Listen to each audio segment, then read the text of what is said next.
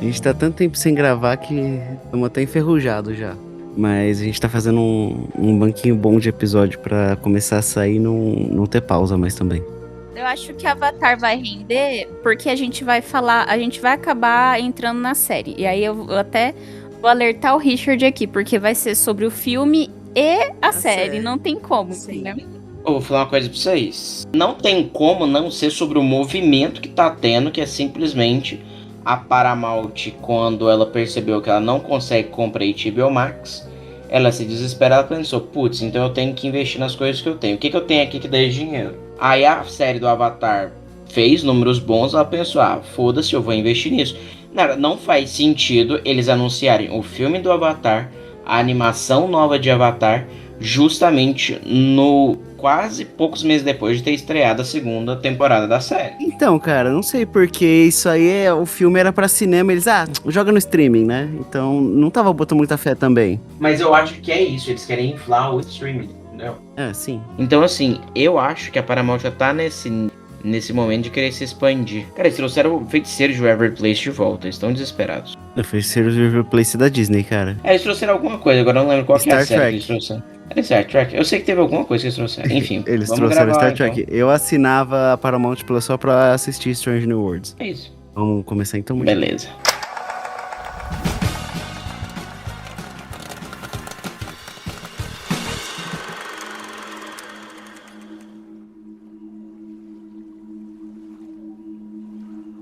Olá, meus queridos amigos, tudo bem com vocês? Sejam bem-vindos a mais um Pipocast. Eu sou o Richard Ribeiro, o R2, e hoje a gente tá aqui pra falar de Na Natureza Selvagem, Into the Wild. Mas antes de tudo, hoje eu tô aqui com a minha querida Marina. E aí? E com o Dr. Cinéfilo, Tom Borges. Quem vai pro Alasca, se lasca. A gente decidiu assistir Na Natureza Selvagem, que estava na nossa watchlist aqui, por acaso, há um século. E a gente gostou do filme, mas tem umas ressalvas. Tinha muita coisa pra comentar. Jogamos no grupo. O Tom falou, tem coisa pra falar sobre esse filme.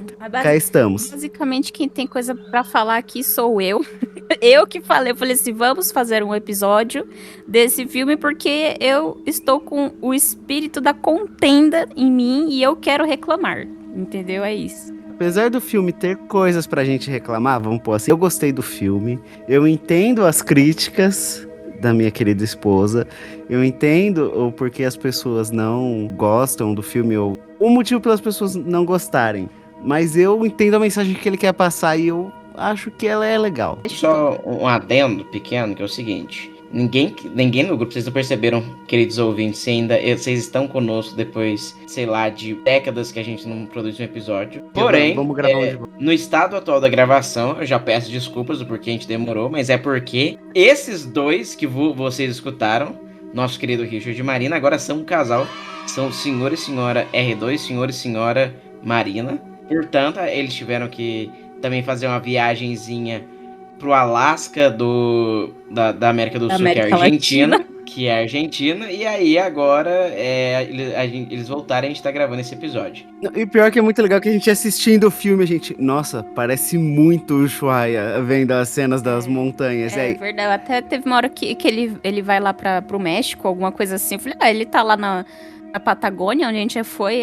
Aí o Richard falou, não, ele subiu, ele foi lá pro Alasca. É a montanha do outro lado. Sim. Então, eu quis gravar esse episódio, né? Eu falei, eu topo gravar por dois motivos. Primeiro, porque esse filme, ele tem em mim o que eu chamo de efeito Donnie Darko. No populacho, também conhecido como efeito Clube da Luta, que é o quê?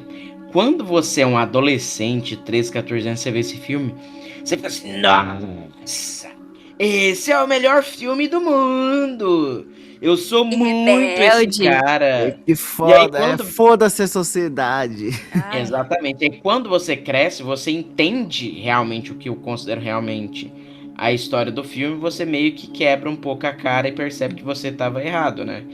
É aquela coisa que eu falo. Hoje em dia, o que eu gosto muito é da interpretação desse filme e o fato dele ter músicas do Pearl Jam, que é uma das minhas bandas favoritas. A questão é que, tipo assim, eu não assisti esse filme antes, eu assisti ele pela primeira vez ontem. Ontem. Com a minha visão já de uma pessoa adulta, politizada, com 30 anos, CLT, entendeu? Aí é por isso que eu quis gravar esse episódio pra reclamar, entendeu? Isso eu acho interessante, por quê? Porque esse foi justamente o que aconteceu. Eu vi esse filme a primeira vez, achei incrível e tudo mais. Porque eu sempre tive uma questão muito interessante pessoal, que é o quê? Como eu já falei em alguns episódios passados, eu cresci no interior. E eu mudei muito jovem pra capital, pra cidade grande, né? E aí, por conta disso, eu sempre tive muito dessa, vamos dizer assim, dicotomia que quando eu estava no interior, eu queria. Eu sempre fui uma criança muito como um adolescente, muito cosmopolita. Eu gostava de cidade grande, eu queria ver as luzes neon, eu sempre gostei de cidades como Tóquio, como Nova York, etc. E aí, quando você tá morando na cidade grande, às vezes bate muito um sentimento de você querer experienciar um pouco a natureza, uma coisa mais pequena, tanto é que hoje em dia eu consegui sair, eu ficava bem numa das avenidas mais movimentadas da capital aqui de Goiânia, né, de Goiás, e hoje em dia eu moro na divisa com a cidade, numa divisa bem arborizada, inclusive, eu moro tipo a 2 quarteirões de um parque botânico gigantesco, assim, que esses parques como é que fala? Parque que é meio que reserva florestal também. Então, tipo assim, pra mim, eu acho isso muito bom. Eu sou uma pessoa de parques, eu adoro ir em parques, né? Tanto é que eu sempre gostei muito de correr, de ler ao ar livre. Então, esse filme ele me traz muito esse sentimento. Quando eu era adolescente, eu me sentia que eu tinha um espírito meio que a gente vai discutir isso ao longo do episódio, que é esse espírito beatnik. Que é meio que também o Alexander Supertramp, né, o personagem do filme, ele tem que esse sentimento antimaterialista. Para quem não sabe, o movimento beatnik foi tipo um movimento meio que indie, né, meio que ele não era necessariamente hippie, mas ele influenciou muito os hippies, e os hippies também muito se influenciaram, porque eles um estilo de vida antimaterialista, né? Vindos principalmente daquela época baby boomer e tudo mais, quando você estava tendo muita revolução tecnológica, um aumento muito grande do consumismo nos Estados Unidos. Ele é meio que uma coisa ao contrário, mas sem a questão transcendental e coisa muito oriental que tem na maioria da comunidade indie, né? É mais um movimento contra a cultura do que um movimento religioso. Isso. Só que tem um problema, que aí que é o que a gente vai discutir no filme, que é o seguinte.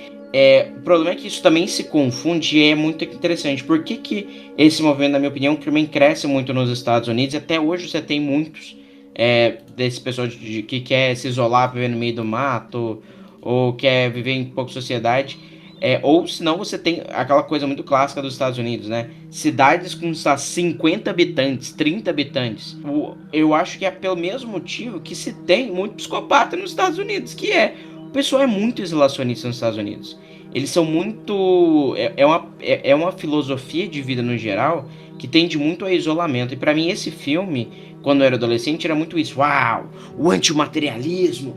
Cara, isso é viver livre, isso é liberdade de verdade. E hoje, né, uma visão mais madura, eu vejo assim, não, o cara ele só queria se isolar. Ele tinha os problemas dele e ele tentou fugir e tentou se isolar. Então, pra mim... A minha grande questão com esse filme, Tom, é que eu vejo ele de uma forma muito mais não romantizada e nua e crua, tá? Sim, exatamente. A verdade ele era um garoto branco, rico, privilegiado, certo? Ponto. Ele era um garoto... Ele só conseguiu fazer isso que ele fez porque ele era um homem branco privilegiado. Uma mulher jamais iria querer sair pra viajar sozinha, já começa por aí. Ela não ia conseguir cruzar o estado sem sofrer pelo menos umas 3 tentativas de assédio sexual. Uma pessoa preta eu não preciso nem falar, né? Porque, assim, a cena dele lá, cruzando a alfândega lá, né, pra passar lá pro México, que o guarda só simplesmente chega nele. Calma aí. Não Não é nem ele cruzando pro México. Ele vai pro México e aí ele tá sem documento, ele precisa voltar pros Estados Unidos. Não é ele cruzando pro México, ele voltando pros Estados Unidos. Ele simplesmente, o cara chega e fala assim, ô meu parceiro, não faz isso não, tá? Não faz não, é perigoso pra você aí, você vai se machucar, não sei o quê. Porra, se é um cara preto, se é um latino, já ia descer a cacete nele, já ia descer a porrada nele.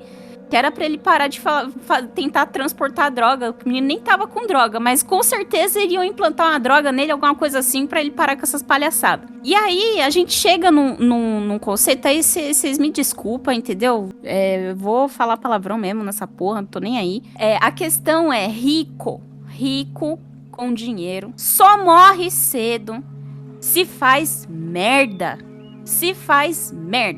Vai fazer o quê? Vai entrar na porra de um submarino decadente lá pra falar que é vitorioso de alguma coisa. Vai subir uma montanha no Everest.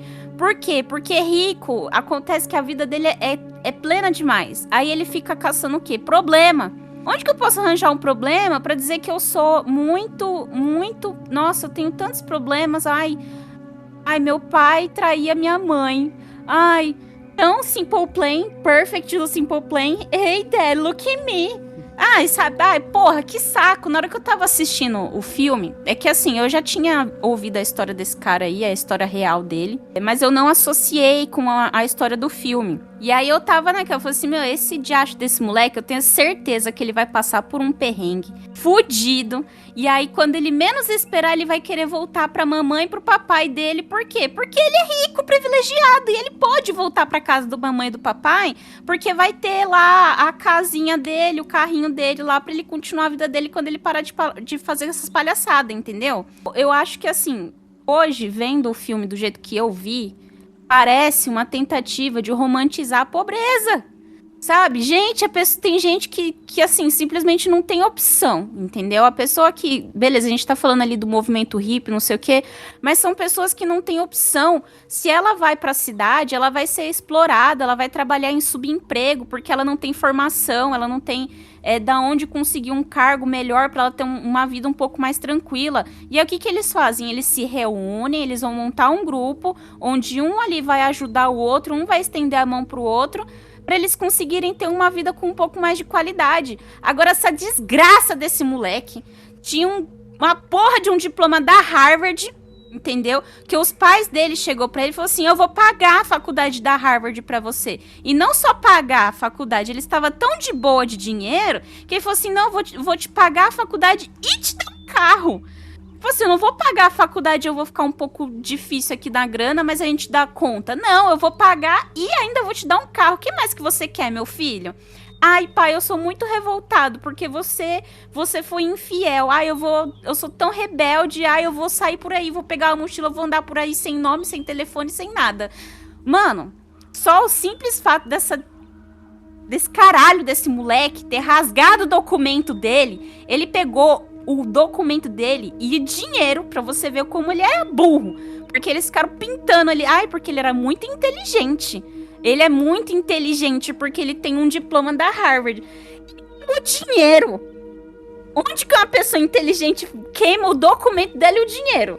Ah, dá licença. Não, na boa. Na hora que eu vi aquilo, eu falei assim, é muito branco privilegiado. Porque todo mundo que já viveu em periferia, que já viveu em um lugar que é menos avantajado, você sabe que você não pode sair sem documento. Se você é pego pela polícia, você não é um branquelo ali que tá passando um apuro na natureza. Você é um traficante, você é uma prostituta, você é mula de droga. Você entendeu? E o seu documento serve pra você provar quem você é, que você não tá fugindo de uma pena. Você não tá fugindo da cadeia, você não tá fugindo de uma cena de crime. Mas como ele é tão branco privilegiado, na cabeça dele, o documento serve pro quê? Pro pai dele achar ele. Amor? Não tô calma. Porque, Você tipo, sabe o que é mais engraçado da revolta da Marina com esse moleque filme? inteligente é esse que ele vai lá no meio da água gelada lá, Claramente ele sabe que muda as estações, aí ele vai aprender. Ele vai aprender na hora, ele vai pegar o livro lá pra ver qual que é a porra da planta que ele tem que comer. Isso que eu acho legal. Isso eu acho legal, mais que eu acho mais não é legal, é irônico ou engraçado da revolta da Marina, é que percebam, filhos, a Marina, ela tá revoltada, não é com o filme, não é que o filme é ruim, não, ela tá revoltada, é com o personagem principal. É com o cara da vida real que fez isso. E o cara, ele é os cornos, ele é a cara do Richard, gente. Se você falar que o personagem principal, que o Emily Hirsch, ele é irmão do Richard, eu não acredito. Não, mas é muito assim, sabe, gente? Marina. O ator não parece o Richard? Não parece um familiar do Richard? Não, com certeza bem privilegiado, né? Porque assim, o Richard, a gente conversa bastante assim sobre família e tal. E assim, né? Dando um contexto geral aqui pros nossos... Não é personalidade do Richard. Eu estou falando que ele parece fisicamente com o Richard. Não. Vou dar o contexto aqui pros nossos 3 gato pingado de ouvinte que a gente tem. Eu venho de uma família, gente, que é bem, assim, desestruturada. Tanto que eu não tenho, né, o Tom foi no meu casamento, ele viu que, assim, de família, meu irmão, minha tia, e é isso. Não tem meu pai, não tem outro irmão, que eu tenho outros irmãos, não estavam lá, só tem um. Minha mãe faleceu, então, assim, a minha família, gente, é um sofrimento muito grande. Tanto que eu tinha o sonho de sair de casa com 12 anos de idade. Com 12 anos de idade, eu tava pedindo pra minha mãe pra trabalhar, porque eu tinha já um sonho de comprar uma casa e sair de lá, porque eu não aguentava mais morar na minha casa. Quando eu consegui meu primeiro emprego, às vezes eu pegava a passagem do ônibus e eu ia andar por aí e ficava à toa por aí, porque eu não queria ficar em casa. Porque eu sabia que em casa eu ia passar por algum tipo de abuso mental, porque não era físico, eu não sofria nada físico. Mas era abusos mentais mesmo. Aí a gente corta aqui pro contexto do Richard. Os pais dele ainda é vivo, eles são casados e eles se amam. Tipo assim... o básico. Você vê o nível de privilégio que o Richard vive? Aí você vai ver ele falando da infância dele. Ai, que não sei o que, ele escutando o Simple Plan lá. Pronto. O Perfect do Simple Plan. Hey, Dad, look at me. O problema da Marina é que eu era emo. Esse é o problema da Marina. O problema é que você era um privilegiadinho. É isso. Eu quero, inclusive, que vocês saibam que a Marina odeia tanto nós, emos, que eu quase fui banido do casamento, porque eu queria tentar encaixar algumas frases de CPM 22. Não, na hora que eu escutei essa conversa no corredor, eu já dei um grito. Não vai, não. Você não me mete essa, não. Perfeito. Ouvintes, encaixaram NX0, cedo ou tarde. NX0 também. Porque é o seguinte, ouvintes, já que a gente tá... Foda-se, a gente tá fazendo episódio de qualquer jeito mesmo, né, na revolta pura, é o seguinte... Tinha músicas do CPM 22 e NX0 que combinavam muito com eles. Porque, literalmente, quando eu casei esses meus 2 grandes amigos, o tema do meu discurso de casamento foi que a vida é assim, a vida é do nada, você encontra aquela pessoa. Porque o Richard e a Marina, eles se conheciam há muito tempo, mas eles não estavam na mesma sintonia. E de repente, eles ficaram nessa sintonia. Então, eles se encontraram e aí nasceu um amor e aí veio um casamento. Ou seja, cedo ou tarde, a gente vai se encontrar numa bem melhor. E eles não deixaram falar isso no discurso. Eles não. O Richard já adorou. A Marina que não deixou. Inclusive, esse fim de semana eu descobri que a gente costumava pegar o ônibus no mesmo ponto de ônibus que eu olha só a diferença. Eu trabalhava na escala 6 por 1. Eu também trabalhava, tá? Não, dá licença. Eu trabalhava escala 6 por 1. Eu trabalhava em call center, atendimento em call center. E aí eu pegava o ônibus 7 horas da manhã lá em Alphaville pra ir pro meu trabalho. E aí o Richard falou assim pra mim: ah, você pegava aqui nesse mesmo ponto? Geralmente de sábado eu vinha esse horário. Nossa, eu pegava aqui nesse mesmo ponto pra fazer o curso de inglês dele em Alphaville. Ai, que legal, você fazendo o seu curso de inglês. Trabalhando. Pra você ver a diferença da classe social aqui, entendeu? Eu trabalhava e pagava meu curso Olha só, literalmente, ouvintes, a música, cedo ou tarde a gente vai se encontrar. Tenho certeza, numa bem melhor. Vocês se encontraram justamente no momento que tinha que ser. Numa bem melhor. E outra coisa, caso vocês já perceberam, já notaram, o Richard, ele é alguém extremamente racional, ele é o cara do sci-fi, ele é o cara do Star Trek. E a Marina é toda emoção, é toda, como vocês perceberam, é a pessoa de emoções. E aí, eu tentei levar pra porcaria do casamento a frase, entre razões e emoções, a saída é fazer valer a pena. Se não agora, depois não importa. Por você eu posso esperar assim como eles se esperaram. E eles também não deixaram eu falar essa frase no casamento. A Marina, essa revolta contra os emos tem que acabar. É hemofobia. Eu concordo.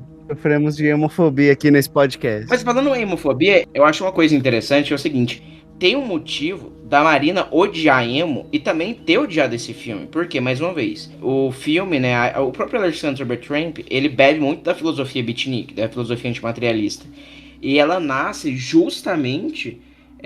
a Marina não tá errada em falar, tipo assim, o cara era branco, tinha tudo.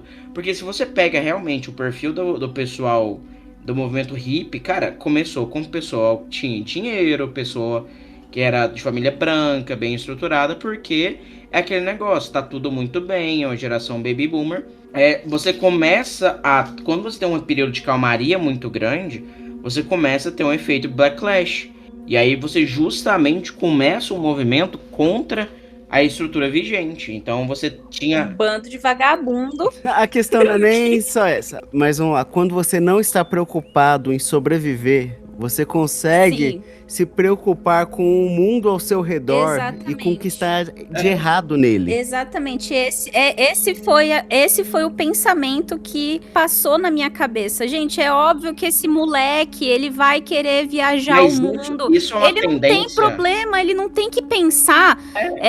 Assim, agora eu vou colocar mais um ponto de vista aqui maduro da história, gente. No mercado de trabalho, se você ficar um tempo ausente, sem justificativa ou qualquer coisa do tipo, você simplesmente não consegue se inserir no mercado. Tem mulheres que muitas vezes precisam ficar 1, 2, 3 anos fora do mercado de trabalho para cuidar dos seus filhos, e elas simplesmente não conseguem voltar para o mesmo patamar do qual elas estavam antes. Por que você acha que é um grande desespero quando a gente fica desempregada? O maior tempo que eu fiquei desempregada foram 10 meses, e foram os piores 10 meses da minha vida, literalmente, eu estava no fundo do poço. Esse período que eu fiquei desempregada, e agora vamos uma sessão de terapia aqui. Esse período que eu fiquei desempregada, eu tinha acabado de perder minha mãe, eu tinha acabado de cortar contato com meu pai, porque meu pai era uma pessoa extremamente grosseira e só sabia ofender. E eu estava pagando minha faculdade, fazendo o último semestre da faculdade, e eu estava pagando aluguel. Então você imagina o desespero que não passa na cabeça de uma pessoa que eu simplesmente não tenho aonde recorrer. Cara, eu estava numa situação, eu estava mandando currículo para tudo, até para atendente de loja, para empacotadeira, sei lá o que. Eu já estava na minha cabeça que pronto, eu vou ter que fazer bolo no pote e vender, sei lá, vou ter que dar meus pulos. Aí você acha que ia passar na cabeça, não, vou fazer um mochilão aqui, vou lá na puta que pariu, ficar no meio do mato. Não, cara, você tem que trabalhar, você tem que conseguir suas coisas, você simplesmente chega uma hora que você não vai ter dinheiro pra viver, pra sobreviver, pra ter uma moradia, pra você ter comida na sua mesa.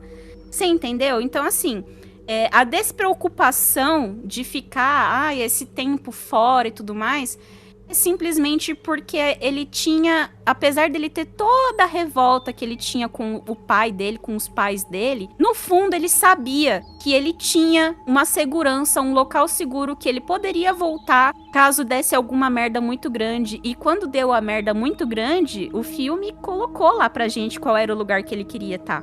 Entendeu? E aí eles romantizaram tudo. O perdão, a família, não sei o que, mas a gente sabe que é a segurança que você ter uma base pra onde você voltar traz pra você. Você entendeu? Então, assim, por isso que quando eu assisti esse filme, eu só vi um cara totalmente irresponsável, uma pessoa totalmente privilegiada que não tem não valoriza os privilégios que ele tem. Cara, você não gosta do seu pai? Então beleza, vai trabalhar, vai fazer sua vida. Se quer viajar, viaja. Mas, porra, não vai se meter no meio do Alasca, sabe? Fazer uma merda, uma burrice. Morrer o quê? Mas, Porque Marina, mas aí que eu acho que é o ponto do que vem a crítica do filme. Que aí a visão que eu tive bem a posteriori, né? Depois, quando você é mais velho, você entende a burrada que o cara fez e tudo mais. Só que, ao mesmo tempo, se você vê o filme com cuidado, você começa a pegar sinais que, na verdade, o que esse cara tava fazendo era literalmente isso. Ele tava fazendo um suicídio. Tanto é que você tem momentos em que ele descobre a felicidade. Ele vai encontrando pessoas e tem momentos em que ele começa a ter vínculos com essas pessoas e logo ele vai e se quebra, ele se afasta. O que na verdade ele estava fazendo era aos poucos se isolando e no final ele morre. Tanto é que o filme, no final, ele traz essa mensagem, né? Que a verdadeira felicidade é aquela que é compartilhada. Porque, na minha opinião, é isso. É literalmente um filme sobre uma pessoa que tava... Ele não foi um estalo, né? Aquela questão dele descobrir que ele é um filho bastardo e tudo mais, aquilo lá é meio que uma quebra, mas ao mesmo tempo ele já vinha de... Provavelmente, vamos pensar... Ele tinha tudo e tudo mais, só que ele também tinha aquela cobrança da sociedade, aquela desilusão dos anos 90, a gente tem que lembrar que nos anos 90 você tem muito essa desilusão porque a economia dos Estados Unidos está afundando, então você aprende, igual hoje a gente tem no Brasil, né? Quem cresceu nos anos 2000, tinha aquela, não, cara, se você estudar e fizer uma faculdade, seu futuro tá garantido. Hoje em dia não tá garantido se você fez isso, e a mesma coisa aconteceu nos Estados Unidos, quando você começou até as crises econômicas do final da década de 80, né, década perdida, e 90.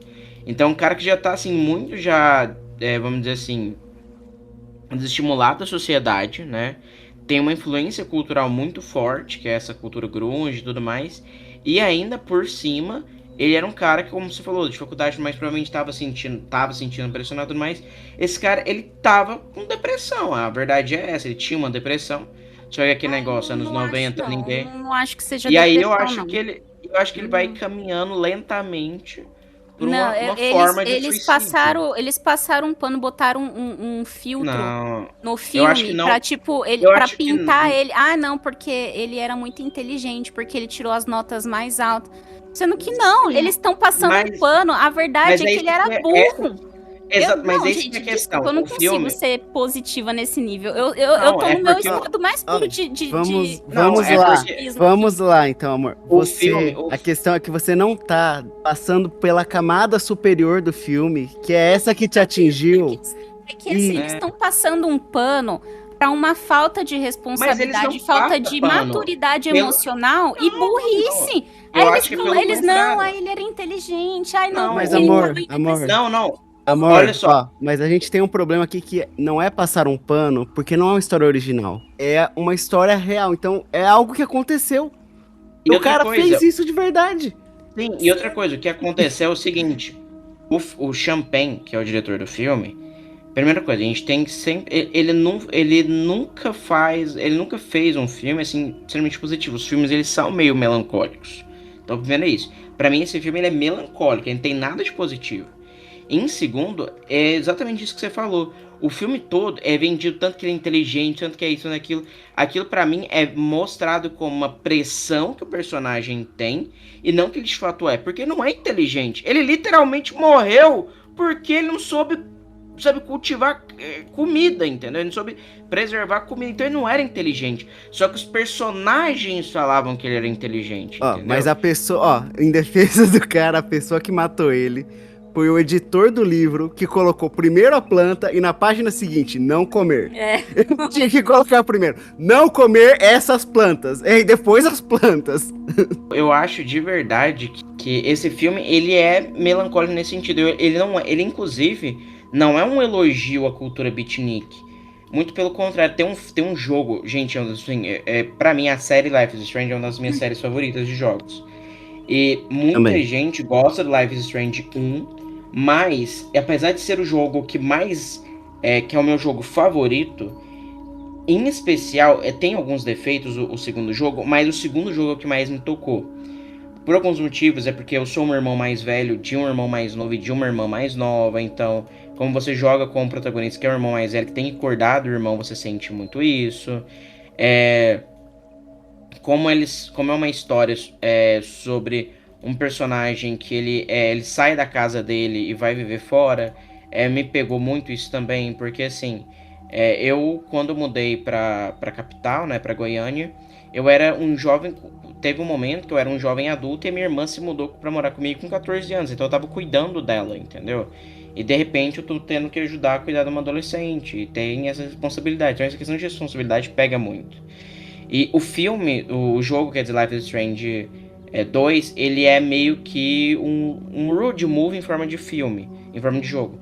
Porque cada capítulo do jogo, né, o Life is Strange tem capítulos, eles estão viajando e conhecendo coisas diferentes. E cada capítulo, eles conhecem estilos alternativos de um Estados Unidos invisível. Então eles conhecem moradores de rua, eles conhecem nômades, eles conhecem pessoas igual o Alexander Supertramp, que é esse pessoal que mora isolado, eles conhecem idosos, eles conhecem pessoas que moram no campo, eles conhecem membros de culto, né? Então eles conhecem várias sociedades alternativas. E eu acho legal que o filme também traz um pouco isso. Ele vai mostrando também os outros personagens coadjuvantes, né? Outras também formas alternativas de se viver no road movie dele. E o que eu acho, por isso que eu falo que eu acho que o filme ele não defende a cultura beatnik, porque ele mostra que ele também não consegue se encaixar nessas outras culturas. Ele não consegue se encaixar, não é só na sociedade atual. Ele não consegue se encaixar, isso é um problema pessoal dele. Então é isso que a gente fala muito dessa questão dos Estados Unidos. Eu acredito que muita gente que vive isolado, muita gente que busca esse refúgio no meio da natureza, eles têm problemas, né? É um pessoal que tem algum trauma, é um pessoal que tem depressão, ou tem ansiedade, ou tem alguma coisa do tipo, sabe? Hoje em dia a gente discute muito sobre autismo, muitos podem inclusive ter a questão do autismo, entendeu? E, assim, isso não é passar pano pro personagem, de forma alguma, mas entender que pra mim como é um personagem com não é sofrimento passar específico. pano porque é algo que aconteceu. Vamos supor que o filme está relatando e te mostrando a decadência da vida desse cara. Uhum. Você pode concordar ou não com o que ele fez.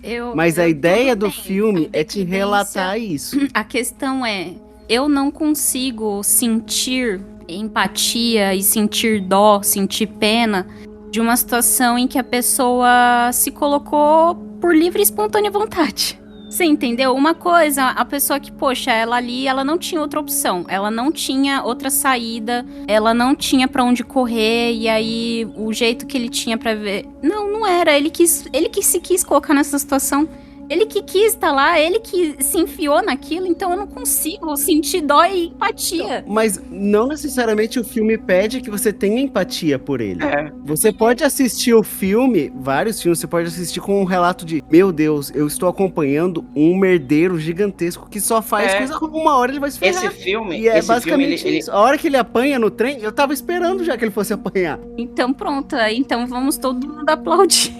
Não, por exemplo, vou dar um exemplo. Poderoso Chefão. Poderoso Chefão, ele é uma história, ou até mesmo o Breaking Bad, é uma história de anti-heroísmo. Mas aí você tá pegando o personagem que a gente empatiza com eles, cara. Calma aí. Calma, o que eu tô querendo dizer é que a gente mostra um descenso, a gente mostra o tanto que o personagem ele vai se corrompendo com o tempo. E aquilo serve pra quê? Pra servir de lição pra gente mesmo, né? É quase um cautionary tale, é tipo assim, olha, não faça isso, sabe?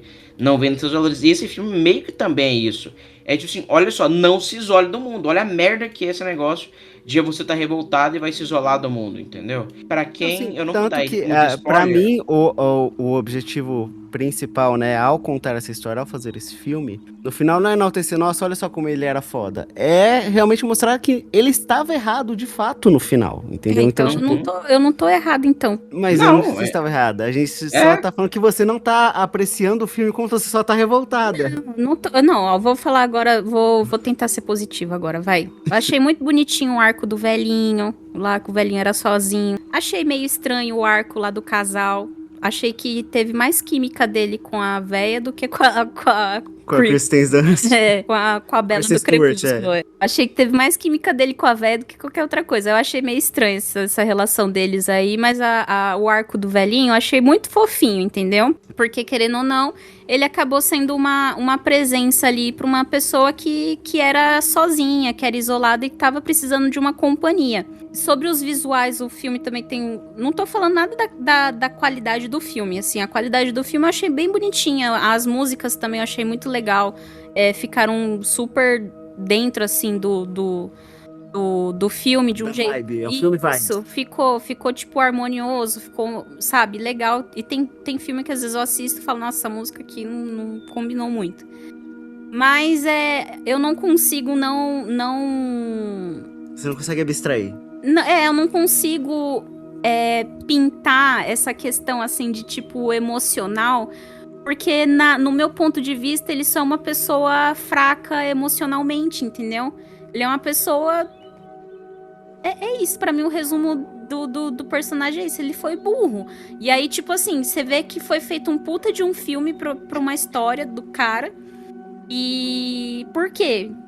Privilégios. Privilégios de ser um homem branco que morreu fazendo uma burrice. E aí parece que homens brancos veem isso e aí fica igual macaquinhos. Ah, que legal. Não, então, mas aí que tipo, tá. É isso. Aí é o que eu tô falando, com 14 anos, é isso, nossa, Exatamente. que foda, entendeu? Mas a mensagem do filme não é pra quem tem 14 anos. Mas É pro igual- adulto É que igual o tá... Clube da Luta. É igual o Clube da Luta. Todo mundo entendeu o Clube da Luta errado. Porque se você pega o que o Clube da Luta realmente tá querendo dizer, se você pega o livro Clube da Luta e se você pega o que as opiniões pessoais, políticas, etc., do Chuck Palahniuk, né, que é o escritor, você entende que todo mundo entendeu errado. Que ele tá literalmente... Cara, eu acho muito absurdo isso. Deixa eu fazer um parênteses. Eu acho que não. Acho que esse filme eles fizeram num tom assim, de tipo assim, sabe? Ai, vamos fazer uma memórias póstumas aqui e tentar Mas pintar é porque também Eu é não difícil. acho, porque no de que ele era um final... coitado, de que ele tinha muitos traumas e por isso que ele fez o que ele fez. E, tipo, eu não consigo, sabe? Pra mim, eles tentaram mascarar, mas na verdade, tipo, a história real é que eles não conseguiram mascarar tanto isso, entendeu? Mas é que também é complicado você fazer um filme de uma pessoa que realmente viveu falando mal dela, entendeu? Tipo, desse jeito, sabe? Tipo, mas você tem que ser no mínimo melancólico, eu entendeu? já pedi desculpa logo no começo, já a qualquer pessoa que eu tenha ofendido. Mas assim... Mas a minha visão nua e crua da realidade ali, do qual o próprio personagem se inseriu, entendeu? Mas e eu aí acho que... eu só vejo uma história, sabe, tipo... maneiras idiotas de você morrer. Sei lá, você morre porque você enroscou seu pescoço na grade de não sei o que lá e você não conseguiu tirar. Pra mim, foi isso, sabe? Tipo, a história de uma pessoa que morreu por besteira. Basicamente é isso. E é o que eu consigo enxergar. Então, mas isso é uma coisa legal do cinema, né? Vamos por assim, porque as pessoas interpretam os filmes e veem eles com as suas próprias vivências, entendeu? Sim, infelizmente, sim, eu enxerguei com muito pessimismo e continuo enxergando com muito pessimismo, porque a vida é isso, ela vai te dar um soco no estômago, e aí quando você menos esperar, ela vai te dar um soco na boca. E você levanta e segue, cara. Sabe? É o mínimo de culhões que você tem que ter. Ou você vai se degradar. É isso. Você vai se afundar no poço e vai ficar lá no fundo do poço, lá se fazendo de vítima. Ai, ninguém vai me salvar assim. Porque a vida é assim. Você levanta e reage, a vida vai acabar contigo. Mas as pessoas reagem assim à vida. E só por isso você não tem nada pra aprender com ela, com essas histórias. Aprender. Por exemplo, nesse filme você aprendeu que primeiro você lê a segunda página de comer a planta. Sim. Entendeu? Então, assim... O que você aprende se você quer viver na natureza, aprenda sobre a natureza antes. Então, não vai querer aprender lá na hora, lá pra pegar o livro e ver qual que é a planta que você tem que comer, gente. Então... Você vai... ele queria tanto ir pro Alasca, eu quero ir pro Alasca, tá? Como que as pessoas viviam lá? Como que os primitivos viviam lá? Qual que é a vegetação que tem lá? E nas outras estações do ano? O que as pessoas viviam? Mas aí você tá racionalizando uma coisa que o Tom mesmo puxou. Que isso foi basicamente um suicídio prolongado. De fato, tanto que se você for ver sobre o Alexander Supertramp real, todo mundo fala, tipo, os especialistas em viver na natureza, falam, foi um suicídio prolongado, não tinha como, entendeu? Ele foi despreparado, de fato, entendeu? Então, assim, você tem que assistir esse filme, né? Apesar de você interpretar a sua camada de sobrevivência, você tem que assistir. Vamos ver o que levou esse cara à morte, sabe? Onde ele errou, cara... onde ele Gente, poderia ter sido salvo ele e ele era não tão foi. burro, mas tão burro que ele não era apenas burro como Trump, ele era super Trump. Então é esse o nível de... Agora, assim, piadas à parte, eu acho que é muito isso. O filme, ele tem vários momentos que eles poderiam ser salvos. No final, o velho fala que ia adotar ele. O casal fala pra ele viajar com ele. A menina quer que ele fique... Sabe, mas tipo, ele se recusa a ser salvo, entendeu? Sim, então, assim... É assim, eu consegui fazer aqui o que eu queria, que era reclamar, entendeu? A minha base de vida é essa, é reclamar, Mas entendeu? é porque, tipo assim... É a delícia da opinião, vida e é o que me motiva a gravar podcast. É ter os meus momentos de reclamação, mas de mazela e de pessimismo. Então, mas eu agora não você tem que discordo. ouvir a gente dar a nossa perspectiva de homens brancos sobre porque não é só isso o filme. Fale por você, Richard. Não, agora sendo muito sincero, a Marina não tá errada, claro, nas opiniões dela, longe disso. Só que realmente eu acho que a gente tem que enxergar esse filme mais do que ele entrega. Porque, de verdade, se você vê ele sem tentar racionalizar muito, você vai ver ele como um adolescente de 13 anos e vai achar que o filme tá, tipo, te evocando a você largar tudo e morar no meio do mato. Assim como, eu tava citando um exemplo do Clube da Luta. Quando você vê com 13 anos você não tem critério algum, você que é um filme também meio contra a cultura, você acha que não, vamos queimar a porra toda, vamos explodir tudo e vamos sair na mão porque nós é homem e homem quem queimar a porra toda sair na mão. Isso é completamente distorcer a história, a mensagem do filme. O filme justamente fala sobre o quanto é fácil você, como o tanto que homens, principalmente homens brancos, blá blá blá, são tão carentes de afeto. A sociedade molda a gente para ser tão isolacionista, ter o coração tão fechado, que quando a gente entra num grupo, a gente facilmente compra qualquer ideia. Por isso você vê hoje em dia esse tanto de homens subindo um monte. Uma coisa que a gente viu recentemente, a série do Senhor das Moscas. Senhor das Moscas saiu recentemente, a série a gente viu. Tem lá o Jack. Ele é contra tudo que estão fazendo, mas como ele foi alçado ao posto de líder, ele não quer desagradar os outros garotos. Então os outros garotos vão lá e matam o Simon, e ele fica tipo... Isso tá errado. O que ele faz? Nada. Entendeu? Então, tipo assim... Mas é porque aí tudo bem, ele é uma criança, entendeu? A gente não espera muita coisa de uma criança. Não. Eu acho que vem muito de uma coisa da sociedade, principalmente ocidental, que é essa questão de a gente... do tanto que é fácil... Por isso que hoje em dia tem tanto incel, etc e tal. De tanto que é fácil o homem branco, blá, blá, blá, ele ser captado por um grupo, por um movimento. E é isso que, inclusive, o Clube da Luta, né, vai falar. Porque hoje em dia você tem os legionários subindo montanha, hoje em dia você tem esse pessoal tomando sol no saco, repondo testosterona, comendo carne crua, entendeu? E aí, é a mesma coisa... Dito isso, o próximo episódio do Pipocast, 127 horas. Então, tipo assim, se você vê o Clube da Luta e você pega só o superficial, você acha que o Clube da Luta tá te incentivando e você não tá. E a prova que não tá é porque, literalmente, o Chuck Palahniuk, ele é contra tudo isso. Eu acho muito engraçado o Clube da Luta ser referenciado pelos homens héteros e tudo mais, sendo que o Chuck Palahniuk é gay, velho. E literalmente, ele é tão contra a violência que ele já escreveu em outras obras sobre violência e tudo mais, porque ele era abusado fisicamente do pai dele. O pai dele batia nele, entendeu? Ele em momento algum quer violência. Isso que é muito impressionante. Ele é um cara de movimento, assim como o China Miéville, né, o outro escritor também de contracultura atual e tudo mais, mas não tem nada a ver o que ele escreveu com o que foi interpretado. Eu acho que na Natureza Selvagem ele é muito disso, assim. Ele é um filme que eu acho que não sei se foi pela direção, se foi pelo roteiro, apesar do roteiro e a direção serem mesma, que é a do Champagne. Ele deixa você, ele dá uma camada que, se você entender, principalmente pelo final, pelo jeito que o filme é construído, né?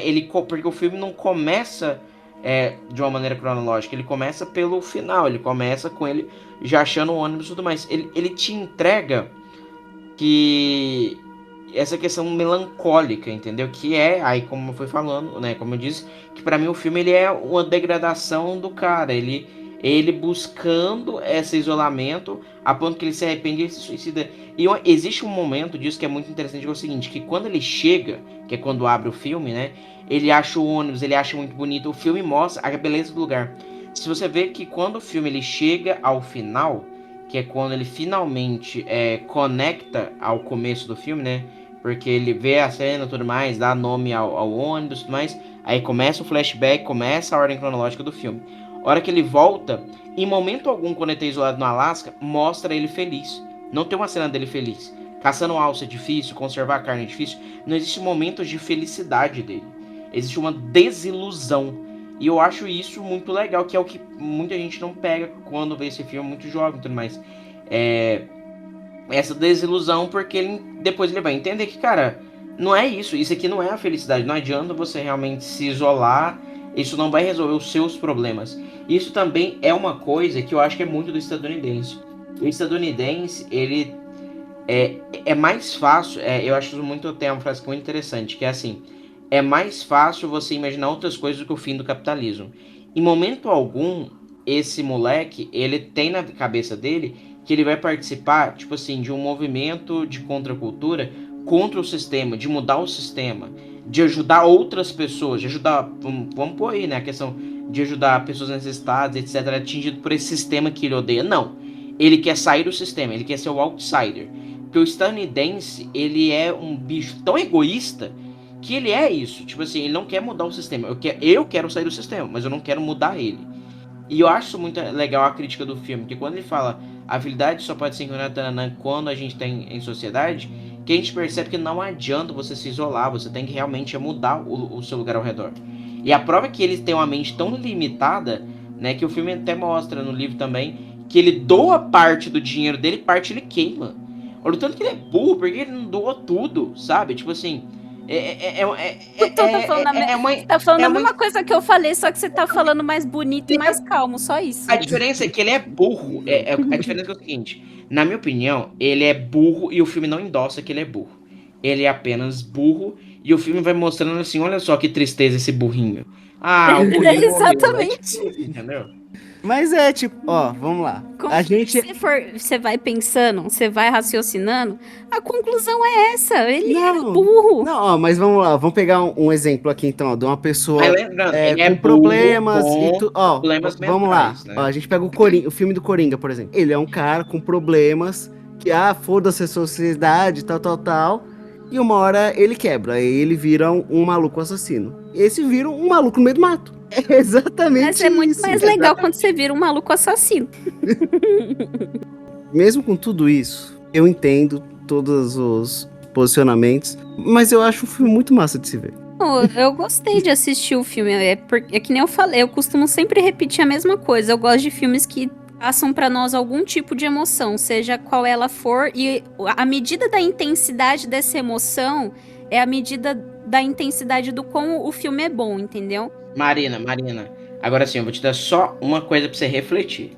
A gente falou aqui sobre jovens, brancos, privilegiados, que deixaram tudo e foram fazer merda. Se ele concluir essa frase mais serena, você também é branca? Não é isso não. Mas você sabe quem que era branco, privilegiado, médico e largou tudo pra viver no meio do mato e fazer umas certas coisas? Che Guevara. Então assim, tamo aí. Só joguei a reflexão. Você pode se isolar no meio do mato, eu não gosto da sociedade, e fazer, ou você pode tentar literalmente derrubar governos ditatoriais por aí e instaurar exatamente, outros. São escolhas, aí um escolheu o certo, outro escolheu errado, simples assim. Agora quem escolheu qual? Né, só apontando mais uma coisa, o filme deixa muito claro, é só não levar as coisas muito a sério. A gente leu o Chamado Selvagem do Jack London, nossa, que legal esse livro. O cara leu, chamado Selvagem Jack London. Meu Deus do céu, eu preciso morar no Alasca. Então, por isso que eu Não, falo, esse eu tenho que livro tomar cuidado. a gente leu, eu li esse livro e é um livro bem legal. Só que é aquilo, cara, tipo, vamos olhar as coisas com parcimônia, né? O coitado do cachorro. Aí é que tá a diferença. Ele era um cachorro e ele não tinha escolha. Ele não tinha como simplesmente chegar e falar, ah, não quero, não vou passar por isso, vou embora. Ele era escravizado, ele era literalmente um escravo do homem. Você entendeu? O personagem principal desse filme, ele não era, não, ele era um branco privilegiado que ele poderia simplesmente falar, ai não, tudo bem, vou usar aqui dos meus privilégios pra construir minha vida e beleza, você gosta de viajar, vai viajar, mas, né, parcimônia, vamos fazer as coisas com inteligência, né? Eu acho muito legal as coisas que estão sendo citadas aqui, porque, de novo, eu vivi realmente uma questão que eu quase foi um beatnik, assim, porque durante muito tempo, um dos meus livros favoritos era Chamado Selvagem, do Caninos Brancos, né? Eu adorava o Caninos Brancos. Nossa, eu queria morar na neve até hoje, né? Uma coisa que é até engraçada. Pra vocês terem noção, essa coisa de que me dá paz, a questão do isolamento da neve me dá paz, sempre meus protetores de tela sempre foram paisagens com neve, com às vezes uma cabaninha. Porque era uma... Mas você já foi pra neve? Você já foi pra algum lugar assim? Não, por isso. Olha só, é por isso que eu tô falando que é tudo na minha cabeça, graças a Deus.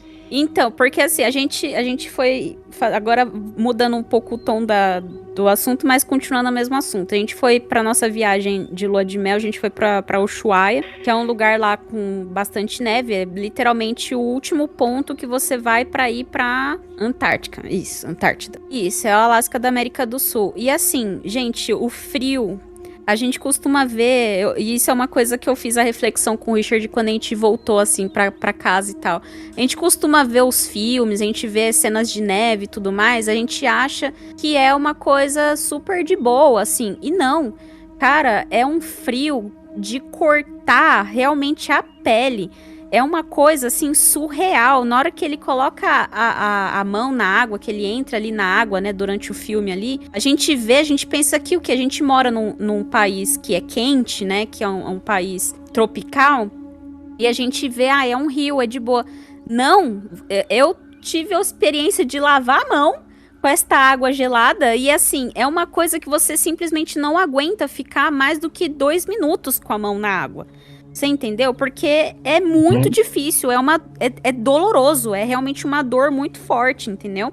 E então, assim, por isso que quando eu assisti o filme, eu já não romantizei nada disso. Eu não romantizei, porque é muito difícil. Teve um momento da nossa viagem, assim... Ele era determinado, porque ele passou por tudo isso. Mas teve um momento da nossa viagem que a gente chegou a ver um morador de rua lá, né, em Ushuaia.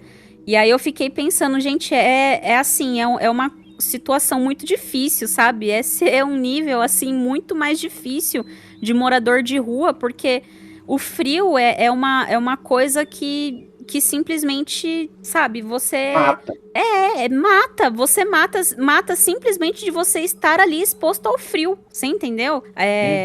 Então, assim, eu não romantizo, porque, beleza, você quer morar no meio do mato? Vai morar no meio do mato, então, aqui no Brasil. Sabe? Pelo menos você vai ser picado por umas muriçoca aí. Eu vou dar o melhor exemplo possível. Eu odeio quem é de outro estado, ou às vezes aqui dentro do próprio estado, assim, nossa, Goiás, nossa, interior, eu queria tanto morar na fazenda, mano, eu tô no interior. Cara, é uma bosta morar na fazenda, é uma bosta você morar no interior. Não é bom você trabalhar a hora que o galo canta até de noite. Sim. Se acontece qualquer merda, você tem que largar tudo e tá resolvendo. Você tem noção do que é, por exemplo, e exige muito esforço físico. Mas o ser humano é o ódio, a ânsia de ter e o ócio de possuir. Porque a pessoa que tá na cidade quer ir pro interior e a pessoa que tá no interior quer ir pra cidade. Exatamente. Gente, vocês têm noção que você pode gastar 4, 5 dias plantando a sua rocinha de mandioca, aí você põe a cabecinha no travesseiro, dorme, e no outro dia, durante a noite, os javaporcos e os porcos selvagens foram lá e destruíram tudo. Você tem noção do que é, por exemplo, você cerca seu gado lá e tudo mais, aí um dia chove, e aí literalmente o ribeirão, o rio, sobe a água e derruba a cerca e o gado foge. Você tem noção do desespero? A pessoa não tem noção, né? Você ser assaltado. Cara, se um grupo invade com um carro, uma fazenda, com 2 pistolas, eles fazem o que eles quiserem, não tem ajuda próxima. Então não romantizem a porcaria da natureza. Quem vive na natureza, quem entra já tem um convívio com a natureza, sabe que ela tá lá pra te matar. Entendeu? Tipo assim, literalmente, você não... É tipo aquela coisa que a gente tem no interior, que é tipo assim, o pessoal chega na fazenda pra andar de bermuda e chinelo. Os seus coiós no mínimo uma calça muito grossa. Se você não quiser colocar uma caneleira de couro, tudo bem, é mais chance de ser picado por uma cobra. Botina, se não puder botina, bota. Se puder, bota militar, porque tem espinho pra tudo quanto é canto. Pode ter cobra, pode ter bicho. Nisso o Richard tem propriedade, porque ele mesmo fica aí fazendo serviço no meio do mato, ele já teve berne 2 vezes. É que a natureza é selvagem. Sim. Exatamente, então a natureza é selvagem, gente. Entendeu? E eu acho engraçado que a gente tá aqui descendo. Agora que eu percebi, eu não tinha percebido isso antes, eu cliquei aqui na página da Wikipedia. A gente tá descendo um pau nesse filme, né? No personagem, né? Não no filme em si, mas no personagem. Sendo que o Emily Hirsch também nos trouxe Speed Racer. Então eles trouxeram. Sim, ele é um Speed Racer. Exatamente, então é muito engraçado a gente tá fazendo esses 2 filmes muito perto um do outro. Tô muito impressionado aqui, vocês me perdoem, mas é que eu tô em choque. Que o cara, ele fez... olha a diversidade do Eu tô perdido na Wikipédia. Não, olha só, ele fez Na Natureza Selvagem, aí ele fez Speed Racer. Ele fez Show de Vizinha, que eu acho que, tipo assim, um dos filmes de comédia dos anos 2000 mais sábado de noite que tinha. E ele fez um filme que, pra quem já viu, sabe que é bem pesado, que é o Lords of Dogtown. O cara tá em todas, mano. Ele tá tirando pra tudo quanto é lado. Assim, não, ele era uma grande promessa dos anos 2000 que não vingou porque o ator fez merda, e é isso. Ele fez merda? Entendeu? Então, assim, fez merda, ele foi acusado de assédio. Deixa eu ver. Ô, Tom, Caralho. Nossa, que fofoca é essa? É verdade, ó. Em 2015, Hirsch foi acusado de agressão agravada após atacar e estrangular uma executiva da Paramount Pictures. A gente tava literalmente falando da Paramount antes de começar essa gravação. Eu tô falando, tá tudo conectado, vocês não acreditam em mim?